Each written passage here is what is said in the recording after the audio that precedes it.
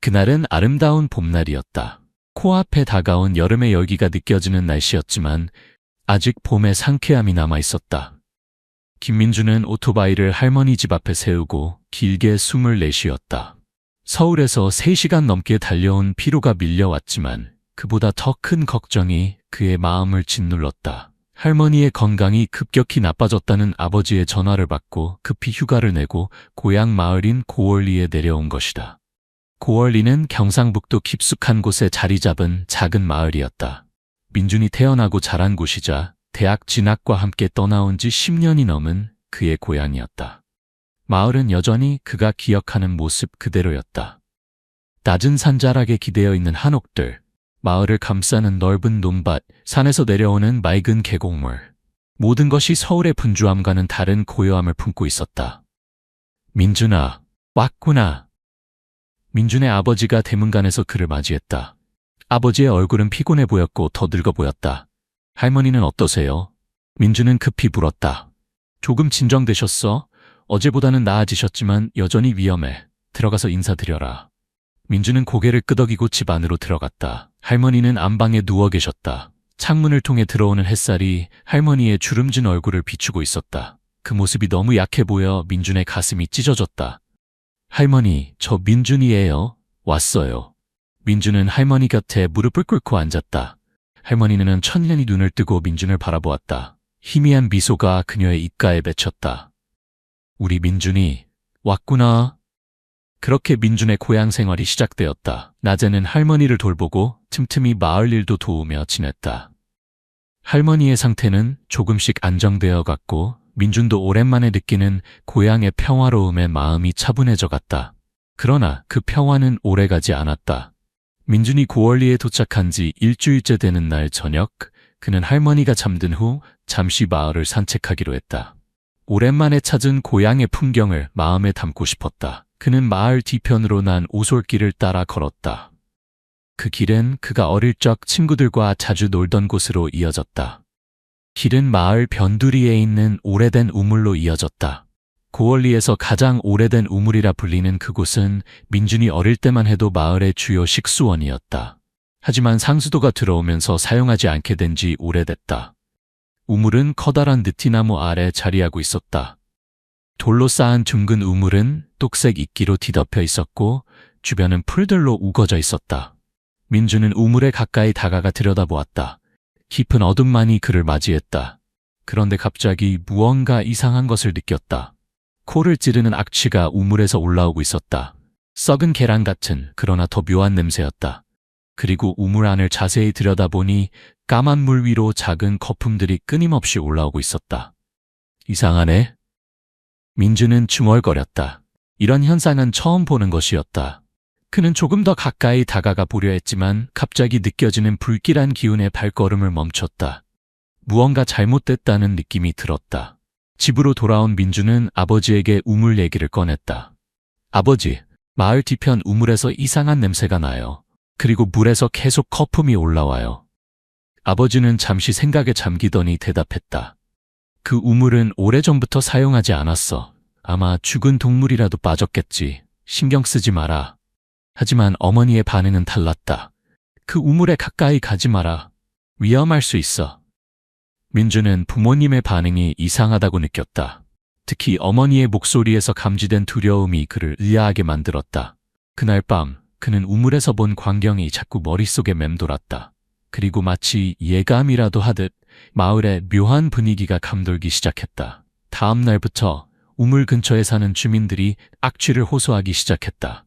처음에는 우물 바로 옆집에 사는 박할머니만 냄새를 맡았지만 이틀이 지나자 마을 전체에 냄새가 퍼지기 시작했다. 그리고 냄새는 점점 더 강해졌다. 이건 동물 사체의 냄새가 아니야. 마을 사람들이 수군거렸다. 동물이 죽은 냄새는 이렇게 오래가지 않아. 무슨 일이 있는 거야? 불안감이 마을 전체를 덮기 시작했다. 노인들은 우물에 귀신이 들었다는 소문을 퍼뜨렸다. 어떤 이는 과거 그 우물에서 울음소리가 들렸다고 했고 또 어떤 이는 달 밝은 밤에 하얀 형체가 우물 주변을 맴돌았다고 말했다. 민준은 이런 소문에 귀를 기울이면서도 합리적인 설명이 있을 거라 생각했다. 그러나 우물의 기이한 현상이 계속되자 그도 궁금증을 참을 수 없었다. 그는 마을에서 가장 오래 살아온 최 노인을 찾아가기로 했다. 최 노인은 고얼리에서 태어나 96년 동안 그곳에서만 살아온 마을의 산 역사였다. 그는 마을 입구에 있는 작은 한옥에 혼자 살고 있었다. 민준이 방문했을 때 최 노인은 마당에서 국화를 가꾸고 있었다. 아이고, 민준이 아니냐, 왔구나. 할머니는 좀 어떠시냐? 최 노인은 민준을 반갑게 맞이했다. 조금씩 나아지고 계세요? 최할아버지, 실은 드릴 말씀이 있어서 왔습니다. 민준은 우물에서 본 것과 마을에 퍼진 악취에 대해 이야기했다. 최 노인의 표정이 점점 굳어갔다. 그 우물 얘기를 하는구나. 최 노인은 깊은 한숨을 내쉬었다. 오래된 이야기지. 네가 태어나기도 전의 일이다.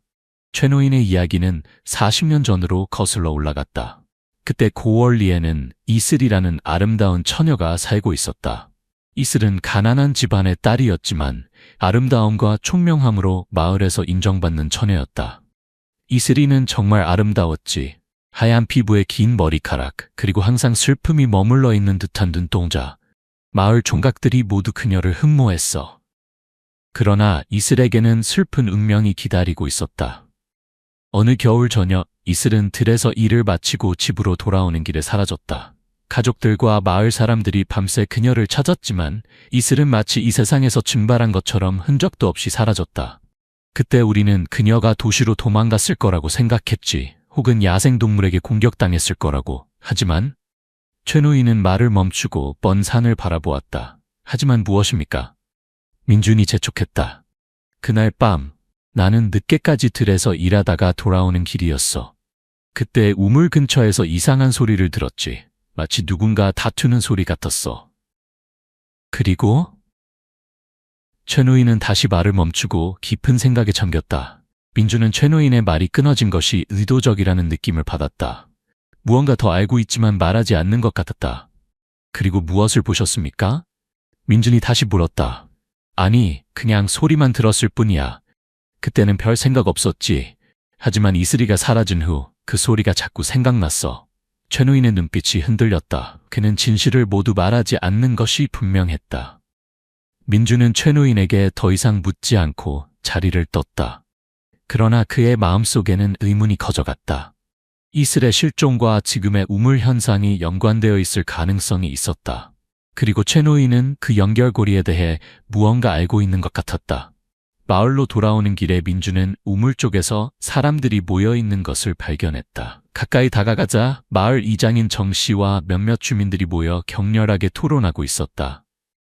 이대로 두면 안 됩니다. 냄새가 점점 심해지고 있어요. 아이들이 밤에 잠을 못 자고 노인들은 두통을 호소합니다. 박할머니가 강하게 주장했다. 무당을 불러서 굿을 해야 해요. 분명 귀신이 들렸어요. 또 다른 노인이 외쳤다. 정 이장은 고민에 빠진 표정이었다. 일단 면사무소에 보고하고 어떻게 할지 결정하겠습니다. 모두 진정하세요.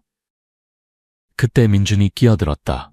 이장님, 제 생각에는 경찰에 신고하는 게 좋을 것 같습니다. 이건 단순한 악취 문제가 아닐 수 있어요. 40년 전 이슬이라는 처녀가 실종된 사건과 관련이 있을지도 모릅니다. 모든 시선이 민준에게 쏠렸다. 정 이장의 표정이 굳어졌다. 그 오래된 이야기를 어떻게 알았나?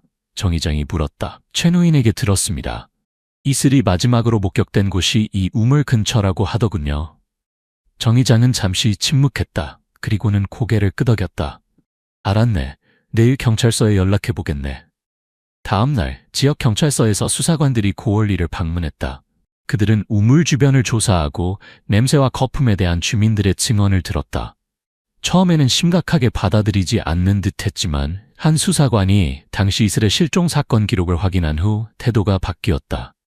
이 우물을 조사해봐야겠습니다. 펌프차를 불러 물을 빼내고 바닥을 조사하겠습니다. 이틀 후 대형 펌프차와 함께 법의학 전문가들이 고얼리에 도착했다. 우물 주변은 폴리스 라인으로 막혔고 마을 주민들은 멀리서 지켜볼 수밖에 없었다. 펌프차가 우물 속 물을 빼내기 시작했다. 처음에는 검은 물과 쓰레기만 나왔다. 하지만 물이 거의 다 빠져나갈 무렵 수사관들의 표정이 굳어졌다. 그들은 서로를 바라보며 무언가를 속삭였다. 마을 주민들 사이에서 긴장감이 고조되었다. 무슨 일이 일어나고 있는 걸까? 그리고 마침내 경찰에 발표가 있었다. 우물 바닥에서 인골이 발견되었다는 것이다. 그리고 그 주변에서 발견된 유품, 옷 귀걸이와 은팔찌는 이슬의 것으로 추정된다고 했다. 마을은 충격에 빠졌다. 40년 전에 실종된 이슬이 모두가 지나다니던 우물 속에 있었다는 사실이 믿기지 않았다. 더욱 충격적인 것은 법의학 조사 결과 이슬의 두개골에서 둔기로 맞은 흔적이 발견되었다는 것이다.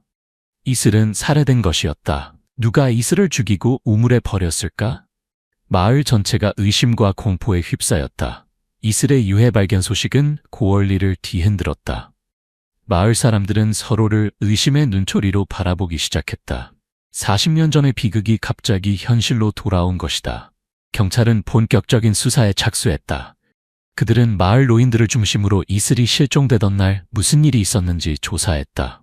하지만 40년이라는 세월은 기억을 흐리게 했고 당시 사건을 목격했을 만한 사람들 중 상당수는 이미 세상을 떠났다. 민주는 최 노인을 다시 찾아갔다. 그는 최 노인이 무언가 더 알고 있다는 확신이 있었다. 할아버지, 이슬 씨의 시신이 우물에서 발견됐습니다. 경찰에 따르면 그녀는 살해됐다고 해요. 최 노인의 얼굴이 창백해졌다. 역시 그런 거였구나. 무슨 말씀이세요? 할아버지는 무언가 알고 계시죠? 민준이 다그쳤다. 최 노인은 한참 동안 침묵했다. 그리고 마침내 입을 열었다. 그날 밤 나는 정말로 우물 근처에서 다투는 소리를 들었어. 그리고 이슬이의 비명소리도. 최 노인의 목소리가 떨렸다. 그리고 나는 강만석을 봤어. 그는 우물 옆에 서 있었고 손에는 무언가를 들고 있었어. 민주는 놀랐다. 강만석이요? 그분은 누구입니까? 만석이는 이슬이와 같은 마을 사람이었어. 그는 이슬이를 좋아했지만 이슬이는 그의 마음을 받아주지 않았어. 만석이는 화를 잘 내는 성격이었어. 최 노인의 고백은 충격적이었다. 그는 40년 동안 이 비밀을 간직하고 있었던 것이다. 왜 그동안 말씀하지 않으셨어요? 민준이 물었다. 두려웠어. 만석이는 마을에서 힘있는 집안의 아들이었고 그의 가족은 나를 해칠 수 있었어. 게다가 확실한 증거도 없었고.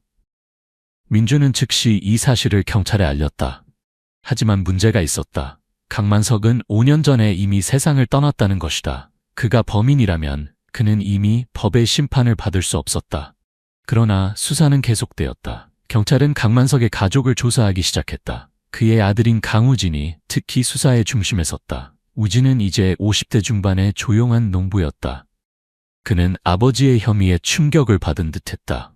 아버지가 그런 일을 했다고는 상상도 못했습니다. 우진은 경찰 조사에서 말했다. 하지만 아버지는 가끔 술에 취하면 우물에 비밀이 있다는 말을 중얼거리곤 했습니다. 저는 그냥 술주정이라고 생각했습니다. 수사는 새로운 국면을 맞이했다. 강만석이 이슬을 살해했다는 증거는 점점 더 명확해졌다. 하지만 그가 혼자 범행을 저질렀는지 아니면 공범이 있었는지는 여전히 불분명했다. 그때 새로운 증언이 나왔다. 이슬의 남동생인 이태수가 인근 도시에서 소식을 듣고 고원리를 찾아온 것이다. 이태수는 이제 60대 초반의 노인이 되어 있었다. 누나가 실종되기 전에 돈을 모으고 있었어요. 대나무 통에 넣어서 숨겨두었는데 누나가 사라진 후 그 통도 함께 사라졌습니다. 이태수의 증언이 사건의 새로운 동기를 제시했다. 돈 때문이었을까? 하지만 이슬이 모은 돈은 그리 많지 않았다. 그것만으로 살인을 저지를 만한 이유가 되지 않았다. 민주는 계속해서 마을 어른들을 찾아다니며 이야기를 들었다. 그리고 마침내 충격적인 사실을 알게 되었다. 강만석뿐만 아니라 마을에 존경받는 인물인 박근호도 그날 밤 우물 근처에 있었다는 것이다. 박근호는 지금 고원리에서 가장 존경받는 노인 중 한 사람이었다. 그는 항상 조용하고 예의 바르며 마을 일에 적극적으로 참여하는 사람이었다. 누구도 그가 살인사건과 연관되어 있을 거라고 생각하지 않았다. 민주는 이 사실을 경찰에 알렸고 수사관들은 박근호를 신문하기 시작했다.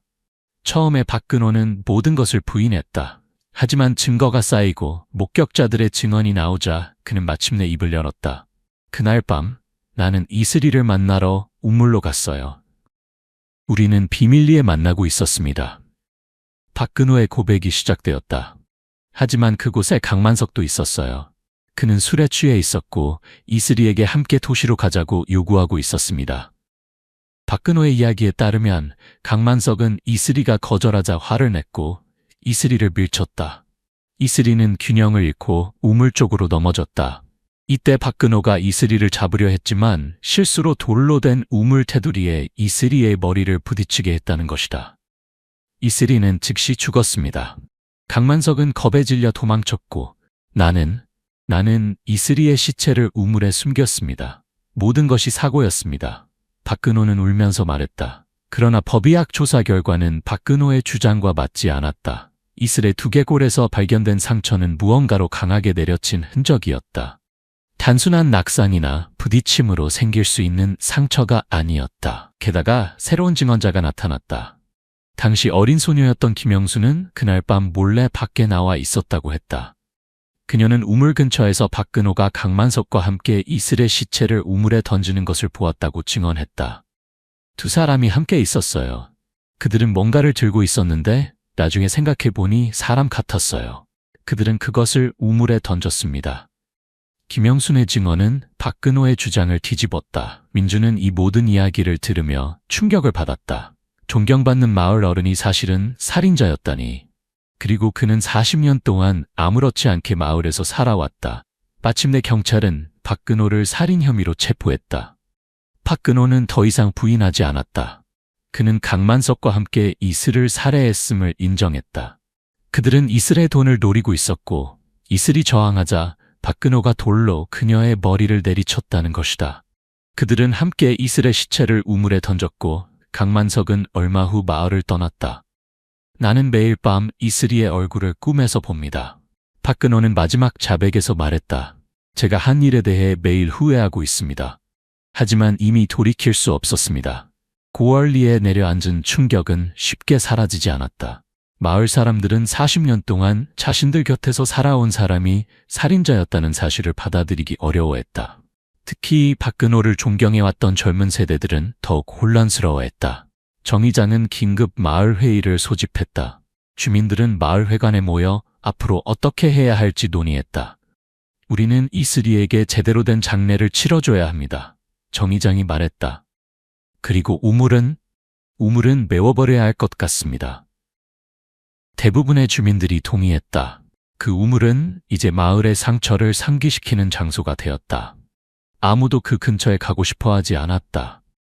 민주는 회의에 참석하며 마을 사람들의 반응을 지켜보았다. 그는 진실이 밝혀진 것에 안도감을 느끼면서도 한편으로는 이렇게 오랫동안 비밀이 유지될 수 있었다는 사실에 두려움을 느꼈다. 만약 우물에서 이상한 현상이 일어나지 않았다면 이슬의 죽음은 영원히 미스터리로 남았을 것이다. 회의가 끝난 후 민주는 최노인을 다시 찾아갔다. 최노인은 이제 마음의 짐을 덜어낸 듯 보였다. 이제 이슬이가 편히 쉴 수 있겠구나. 최노인이 말했다.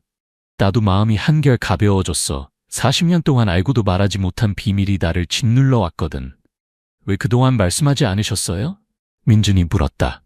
최노인은 깊은 한숨을 내쉬었다. 두려웠어. 강만석의 가족은 마을에서 큰 세력을 가지고 있었고 그는 항상 착한 사람인 척했지. 누구도 그를 의심하지 않았어.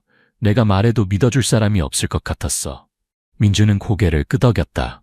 작은 마을에서의 삶은 그런 것이었다. 모두가 서로를 알고 서로의 비밀을 지키며 살아간다. 때로는 그 침묵이 비극을 낳기도 한다. 다음 날 이슬의 장례식이 치러졌다. 40년 만에 고향으로 돌아온 이슬의 영혼을 위로하는 자리였다. 마을 사람들 모두가 참석했고 이태수는 누나의 유해 앞에서 오열했다. 누나, 이제 편히 쉬어요. 우리가 누나를 찾았어요. 이태수의 말에 모두가 눈물을 흘렸다. 장례식이 끝난 후 마을 사람들은 우물을 메우기 시작했다. 큰 바위와 흙으로 우물을 완전히 메우고 그 자리에 느티나무 한 그루를 심었다. 이슬의 영혼을 위로하고 마을의 상처를 치유하기 위한 상징적인 행동이었다. 민주는 우물이 메워지는 과정을 지켜보았다. 그는 이슬이 저승에서도 이 광경을 보고 있을 거라고 생각했다. 40년 만에 진실이 밝혀지고 그녀의 억울한 죽음이 세상에 알려진 것이다. 그날 밤 민주는 할머니의 방에 앉아 있었다. 할머니의 상태는 많이 호전되어 이제 조금씩 말을 할 수 있게 되었다. 민준아, 할머니가 불렀다. 네, 할머니. 이슬이 이야기를 들었다. 할머니의 목소리는 떨렸다. 이슬이는 내 친구였어. 민주는 놀라서 할머니를 바라보았다. 할머니가 이슬과 친구였다니 그는 처음 듣는 이야기였다. 이슬이는 착한 아이였어. 그날 밤 이슬이는 나한테 온다고 했는데 할머니의 눈에 눈물이 고였다. 오지 않았어? 다음 날 이슬이가 사라졌다는 소식을 들었지. 할머니, 나는 알고 있었어. 박근호와 강만석이 이슬이를 좋아한다는 걸. 두 사람 다 이슬이에게 고백했지만 이슬이는 거절했어. 이슬이는 다른 사람을 좋아했거든. 민주는 할머니의 말에 귀를 기울였다. 이것은 사건의 또 다른 측면이었다. 경찰 수사에서도 밝혀지지 않은 부분이었다. 이슬이가 좋아한 사람은 누구였어요? 민준이 물었다. 최동준, 최노인의 아들이었어. 동준이는 이슬이와 약혼하기로 했었지. 그래서 이슬이가 돈을 모으고 있었던 거야. 결혼 준비를 위해. 민주는 충격을 받았다. 최노인의 아들과 이슬이 약혼할 예정이었다니? 그런데 왜 최노인은 이 이야기를 하지 않았을까? 하지만 최할아버지는 그런 말씀을 하지 않으셨어요. 할머니는 슬프게 미소 지었다. 최노인은 자기 아들이 이슬이의 죽음 때문에 자살했다는 사실을 말하고 싶지 않았을 거야. 민주는 할머니의 말에 더욱 충격을 받았다. 최노인의 아들이 자살했다니? 그리고 그것이 이슬의 실종과 관련이 있다니? 동준이는 이슬이가 사라진 후 미쳐버렸어. 날마다 마을을 돌아다니며 이슬이를 찾았지. 하지만 6개월이 지나도 이슬이는 나타나지 않았어. 결국 동준이는 자기 목숨을 끊었어. 마침내 모든 퍼즐이 맞춰지기 시작했다. 이슬의 실종은 단순한 살인사건이 아니었다. 그것은 질투, 욕망, 그리고 비극이 얽힌 복잡한 이야기였다. 민주는 다음날 최노인을 다시 찾아갔다. 이번에는 더 깊은 이야기를 나누기 위해서였다. 할아버지, 제 할머니가 이슬 씨와 최동준 씨의 이야기를 해주셨습니다. 최노인의 얼굴이 굳어졌다. 그래, 네 할머니와 이슬이는 친구였지. 왜 그 이야기를 말씀하지 않으셨어요? 동준 씨가 이슬 씨 때문에 자살했다는 사실을. 최노인은 오랫동안 침묵했다. 그리고 마침내 입을 열었다. 그건 내 인생의 가장 큰 상처야. 아들을 잃는 것보다 더 큰 고통은 없어. 동준이는 내 하나뿐인 아들이었어. 그리고 이슬이는 내가 아들의 며느리로 삼고 싶었던 아이였지. 최노인의 눈에서 눈물이 흘러내렸다. 내가 그날 밤 우물 근처에서 본 것을 말했다면 어쩌면 동준이는 자살하지 않았을지도 몰라. 하지만 나는 두려웠어. 그리고 죄책감도 느꼈어. 죄책감이요? 나도 이슬이가 죽은 날 밤에 우물 근처에 있었어. 동준이가 이슬이와 만나기로 했다는 말을 듣고 나는 두 사람을 감시하러 갔던 거야. 젊은 남녀가 밤에 만난다는 것이 마음에 들지 않았거든. 최노인의 고백은 계속되었다. 그런데 우물에 도착했을 때 나는 박근호와 강만석이 이슬이와 다투는 모습을 보았어. 나는 숨어서 지켜보고 있었지. 그리고 박근호가 이슬이를 때리는 것을 보았어. 이슬이가 쓰러졌고 두 사람은 이슬이의 몸을 우물에 던졌어. 그런데 왜 도와주지 않으셨어요? 민준이 물었다. 두려웠어. 그들이 나를 발견하면 나도 같은 운명을 맞을 것 같았어. 나는 그저 도망쳤어. 최노인의 목소리가 떨렸다. 그리고 나중에 동준이에게 아무 말도 하지 않았어. 이슬이가 어디로 갔는지 모른다고 거짓말을 했어. 민주는 최노인의 고백에 말문이 막혔다. 최노인은 40년 동안 이중의 죄책감을 안고 살아왔던 것이다. 이슬의 죽음을 막지 못한 죄책감, 그리고 진실을 말하지 않아 아들을 죽음으로 몰아넣은 죄책감. 이제 모든 것이 밝혀졌어. 최노인이 중얼거렸다. 이슬이의 영혼이 우물에서 신호를 보낸 거야. 40년 만에 진실을 밝히기 위해. 민주는 최노인의 어깨를 조용히 토닥였다. 그는 최노인의 고통을 완전히 이해할 수는 없었지만 그 무게가 얼마나 무거웠을지 상상할 수 있었다. 박근호는 재판에서 모든 죄를 인정했다. 그는 이슬을 살해한 혐의로 종신형을 선고받았다. 비록 뒤늦은 정의였지만 마침내 이슬의 영혼은 편히 쉴 수 있게 되었다. 마을 사람들은 이슬의 무덤 앞에 작은 비석을 세웠다. 비석에는 잊혀진 꽃 이슬, 이제 편히 쉬소서라는 글귀가 새겨졌다. 그리고 예전 우물이 있던 자리에 심은 느티나무는 빠르게 자라기 시작했다. 민준의 할머니도 건강을 회복하기 시작했다. 그녀는 민준에게 더 많은 이야기를 들려주었다. 이슬과 함께 보낸 젊은 시절, 그리고 이슬이 사라진 후 마을이 어떻게 변했는지에 대한 이야기들. 이슬이는 항상 웃음이 많았어. 그리고 노래를 정말 잘 불렀지. 마을 잔치 때면 항상 이슬이가 노래를 불렀어. 할머니의 눈에는 추억의 빛이 어렸다. 시간이 흘러 민준이 고원리에 온 지 한 달이 되었다. 할머니의 건강은 많이 호전되었고 민준도 서울로 돌아갈 준비를 해야 했다. 마지막 날 민준은 이슬의 무덤과 우물이 있던 자리를 찾았다. 느티나무는 이미 푸른 새싹을 틔우고 있었다. 민준은 나무 앞에 서서 묵념했다. 안녕하세요 이슬씨, 이제 편히 쉬세요. 그때 가벼운 바람이 불어왔다. 민준은 바람 속에서 희미한 노래소리를 들은 것 같았다. 마치 누군가가 멀리서 노래를 부르는 것 같은 아름다운 선율이었다. 민준은 미소 지었다. 그것이 이슬의 영혼이 전하는 메시지라고 생각했다. 이제 진실이 밝혀졌고 그녀의 억울한 죽음이 세상에 알려졌으니 이슬은 마침내 평화롭게 떠날 수 있을 것이다. 서울로 돌아가는 길, 민준은 창밖의 경치를 바라보며 생각에 잠겼다. 이번 고향 방문은 그에게 많은 것을 가르쳐 주었다. 진실의 중요성, 비밀의 무게, 그리고 정의가 비록 늦더라도 언젠가는 실현된다는 것. 고원리의 우물 이야기는 이제 민준의 마음속에 깊이 새겨졌다. 그리고 그 이야기는 앞으로도 오랫동안 마을 사람들의 기억 속에 남을 것이다. 어둠 속에 숨겨진 비밀이 마침내 빛을 보게 된 이야기로. 그리고 이슬의 영혼은 이제 평화롭게 하늘로 올라갔다. 그녀의 이야기는 끝났지만 그녀의 기억은 마을과 함께 영원히 살아갈 것이다. 마치 우물자리에 심어진 느티나무처럼 강하게 그리고 아름답게. 10년 후 민준은 아내와 어린 딸과 함께 고원리를 다시 찾았다. 할머니의 제사를 지내기 위해서였다. 할머니는 5년 전 평화롭게 세상을 떠났지만 민준은 매년 제사 때마다 고향을 찾았다. 마을은 많이 변해 있었다. 새로운 집들이 들어섰고 도로도 넓어졌다. 하지만 마을의 정서, 그 평화로운 분위기는 여전했다.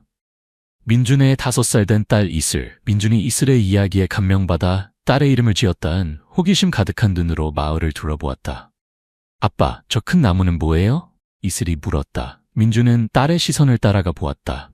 그것은 예전 우물이 있던 자리에 심은 느티나무였다. 이제는 거대한 나무로 자라 마을 뒤편에서 가장 눈에 띄는 존재가 되어 있었다. 그건 특별한 나무란다. 오래전에 한 아름다운 처녀가 있었어. 그녀의 이름은 이슬이었지. 내 이름과 같단다. 민준이 설명했다. 저랑 같은 이름이에요? 어린 이슬의 눈이 반짝였다. 그래, 그녀는 노래를 아주 잘 불렀대. 하지만 슬픈 일을 당했지. 그래서 마을 사람들이 그녀를 기억하기 위해 그 나무를 심었단다. 슬픈 일이요? 어떤 일이요? 민준은 잠시 침묵했다. 어린 딸에게 어떻게 그 이야기를 들려줄 수 있을까? 그때 그의 아내가 다가와 이슬의 손을 잡았다. 이슬이가 이해하기엔 아직 어려운 이야기야. 나중에 크면 아빠가 들려주실 거야. 아내가 말했다. 민준은 고마운 눈빛으로 아내를 바라보았다. 그들은 함께 느티나무 아래로 걸어갔다. 나무 주변에는 작은 돌담이 만들어져 있었고 사람들이 꽃을 놓을 수 있는 작은 공간이 마련되어 있었다. 민준은 미리 준비해온 들꽃 한 다발을 그곳에 놓았다. 그리고 조용히 기도했다. 이슬씨, 잘 지내고 계신가요? 제 딸의 이름도 이슬이에요. 당신을 기억하기 위해 지은 이름이죠. 바람이 불어와 나뭇잎을 흔들었다. 마치 이슬이 대답하는 것 같았다. 자리에서 일어나 돌아서려는 순간 민준은 나무 뒤편에서 어떤 움직임을 보았다. 자세히 보니 최누인이었다. 이제는 100세가 넘은 그는 여전히 마을에서 살고 있었다. 최할아버지. 민준이 인사했다. 민준아, 왔구나. 최누인의 눈에는 반가움이 가득했다. 그리고 이 예쁜 아다씨는 누구냐? 제 딸입니다. 이름은 이슬이에요. 최누인의 눈이 커졌다. 이슬, 좋은 이름이구나. 네, 이슬 씨를 기억하기 위해 지었습니다. 최노인은 천천히 고개를 끄덕였다. 그의 눈에는 눈물이 고여 있었다. 이슬이 정말 좋은 아이였어. 내 딸도 그처럼 아름답고 착한 아이가 될 거야. 민준의 딸 이슬은 수줍게 최노인에게 미소 지었다. 노인은 주머니에서 작은 사탕을 꺼내 이슬에게 주었다. 저 나무에는 비밀이 있단다. 최노인이 어린 이슬에게 말했다. 밤에 가만히 귀를 기울이면 아름다운 노랫소리가 들린대. 누군가가 저 나무 위에서 노래를 부르는 것 같은 소리가. 어린 이슬의 눈이 호기심으로 반짝였다. 정말요? 누가 노래를 불러요? 그건 아무도 몰라. 하지만 마을 사람들은 그것이 옛날 처녀 이슬의 영혼이라고 믿지. 그녀는 노래를 아주 잘 불렀거든. 어린 이슬은 돌아서서 나무를 바라보았다. 그리고 작은 목소리로 속삭였다. 저도 노래 부를래요. 이슬 언니를 위해서. 그녀는 어린이집에서 배운 작은 동요를 조용히 불렀다. 순수한 아이의 목소리가 나무 주변에 울려 퍼졌다. 민준과 최누이는 감동스러운 표정으로 이슬을 바라보았다. 과거의 슬픔과 현재의 순수함이 만나는 순간이었다. 노래가 끝나자 어린 이슬은 기쁜 표정으로 민준에게 달려왔다. 아빠, 이슬 언니가 들었을까요? 민준은 딸을 안아들며 미소 지었다. 물론이지, 분명히 들었을 거야. 최누이는 느티나무를 바라보며 중얼거렸다. 이제 마침내 모든 것이 끝났구나. 이슬아, 이제 정말 편히 쉬어라. 민준의 가족은 며칠 더 마을에 머물렀다가 서울로 돌아갔다. 하지만 고원리의 이야기 그리고 느티나무 아래의 비밀은 영원히 그들의 마음속에 남았다. 그리고 매년 이슬이 사라진 날이 되면 마을 사람들은 느티나무 아래 모여 작은 제사를 지낸다. 촛불을 밝히고 꽃을 바치고 이슬을 기억한다. 그리고 밤이 깊어지면 가끔 나무 위에서 아름다운 노랫소리가 들린다고 한다. 마치 이슬이 자신을 기억해주는 사람들에게 감사의 마음을 전하는 것처럼. 진실은 결국 밝혀지고 정의는 실현되었다. 하지만 그보다 더 중요한 것은 기억이다. 이슬의 이야기는 고원리의 역사가 되었고 그녀의 영혼은 느티나무와 함께 영원히 살아갈 것이다. 그리고 때때로 봄날의 저녁, 바람이 산들산들 불어올 때면 느티나무 아래를 지나는 사람들은 잠시 걸음을 멈추고 귀를 기울인다. 혹시라도 들릴지 모르는 그 아름다운 노랫소리를 듣기 위해. 40년 전 고원리를 떠나지 못했던 한 처녀의 노래를, 이제는 평화를 찾은 이슬의 노래를. 마을 우물의 비밀은 이제 더 이상 비밀이 아니다. 그것은 이야기가 되었고 기억이 되었고 마침내 용서와 치유의 상징이 되었다. 그리고 그 이야기는 앞으로도 오랫동안 계속될 것이다. 마치 느티나무가 계속해서 자라나듯이 끝없이.